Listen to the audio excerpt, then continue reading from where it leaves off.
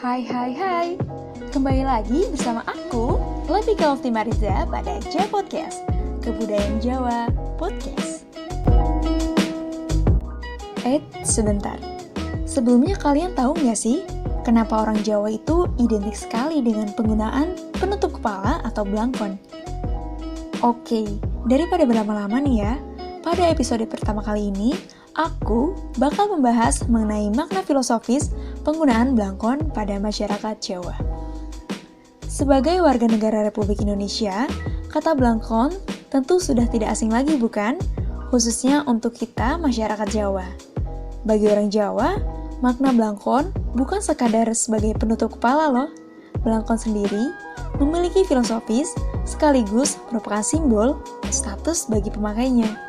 Uniknya lagi nih, bahan dasar dari blangkon itu sendiri berbeda dengan penutup kepala lainnya. Apa sih kira-kira yang membuatnya berbeda? Ya, betul sekali. Berbeda dengan penutup kepala lainnya seperti topi, peci, maupun sorban, blangkon didesain menggunakan corak batik yang merupakan salah satu ikon kebanggaan Indonesia. Wah, setelah dipikir-pikir, Jawa memiliki banyak sekali kebudayaan ya. Dan blangkon ini merupakan salah satu unsur kebudayaan pada poin pakaian. Nah, kalian tahu nggak sih? Karena bahan dasar batik tersebutlah, maka blangkon sudah sangat populer hingga mancanegara. Tak jarang, para wisatawan mancanegara sangat senang dan bangga memakai blangkon, bahkan menjadikan blangkon sebagai souvenir kebanggaan ketika berkunjung ke Indonesia untuk dibawa ke negara asalnya.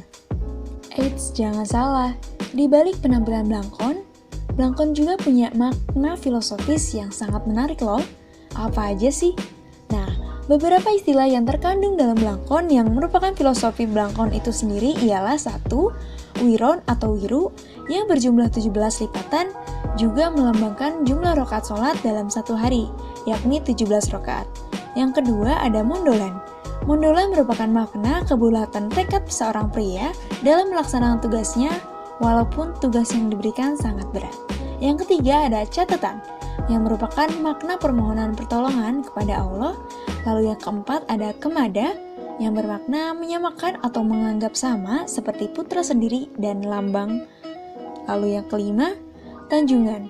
Tanjungan mempunyai makna kebagusan, yang artinya supaya terlihat lebih tampan, sehingga disanjung-sanjung dan dipuja.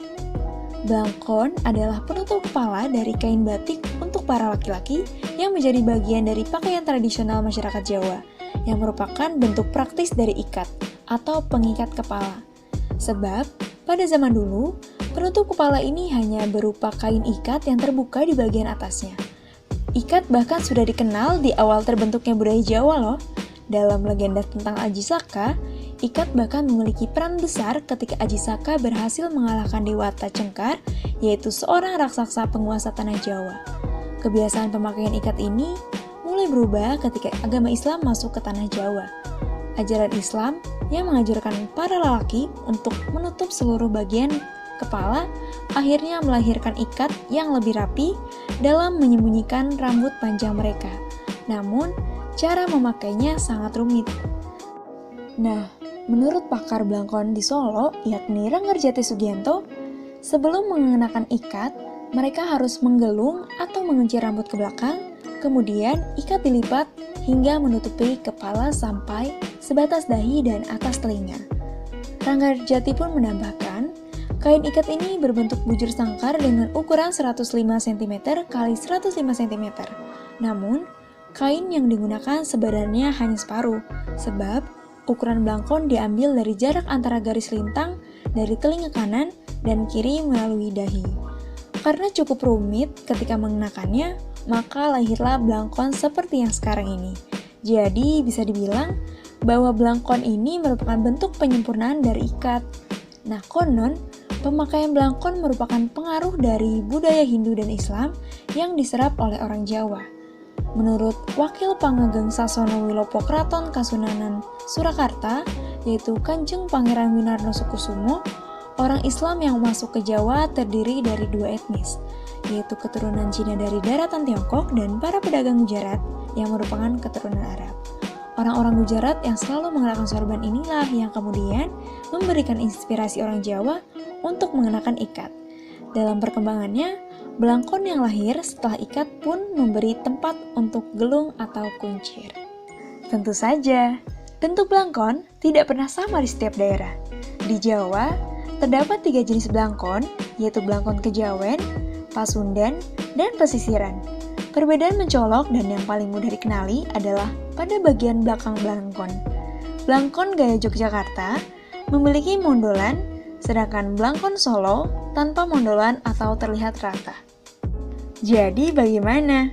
Bagi kalian, para kaum laki-laki, tertarik bukan untuk menekan blangkon? Selain untuk melestarikan kebudayaan Jawa, blangkon pun memiliki tempat yang berbeda loh di mata perempuan. Menarik bukan? Oke, mungkin cukup sekian penyampaian aku pada podcast pertama kita kali ini. Semoga informasi mengenai makna filosofis dari blangkon ini tersampaikan dengan jelas ya. Terima kasih.